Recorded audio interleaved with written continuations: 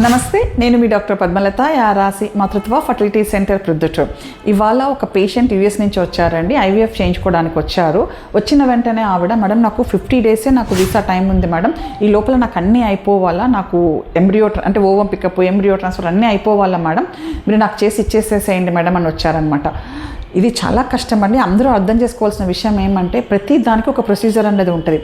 బిడ్డ తల్లి గర్భం నుంచి బయటికి రావాలంటే 9 నెలలు ఎలా తల్లి కడుపులో పెరగాలో ఐవీఎఫ్ అనేది కూడా అలాగే మినిమం దానికి ఒక 4 months టైం పడుతుంది. మీరు వచ్చినప్పటి నుంచి ఫస్ట్ టైం డాక్టర్ని కన్సల్ట్ అయినప్పటి నుంచి ఫస్ట్ మంత్లో మీకు ఇన్వెస్టిగేషన్స్ అన్నీ చేస్తాము. ఎగ్ ఎలా ఉంది, స్పర్మ్ ఎలా ఉంది, మీ గర్భసంచి ఎలా ఉంది, ఓవరీస్ ఎలా ఉన్నాయి, ఎండోమెట్రియం ఎలా, ఇవన్నీ చూసుకుంటాం.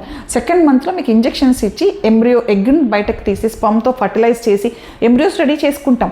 థర్డ్ మంత్ ఒకటి కుదిరితే కొంచెం గ్యాప్ తీసుకుంటాం అనమాట ఆ మంత్, ఎందుకంటే ఇంజెక్షన్స్ ఇవ్వటం వల్ల హార్మోన్స్ అన్నీ కొంచెం ఇంబ్యాలెన్స్ ఉంటాయి కాబట్టి అవన్నీ నార్మల్కి రావడం కోసం అని చెప్పేసి ఫోర్త్ మంత్లో ట్రాన్స్ఫర్ చేస్తాం. ఇది రొటీన్గా జరిగే ప్రొసీజర్ అండి. అంతేకాని మీరు ఏదో యూఎస్ నుంచి వచ్చారు కాబట్టి మీకు ఇన్స్టెంట్గా చేసేస్తామని అనుకోవద్దండి.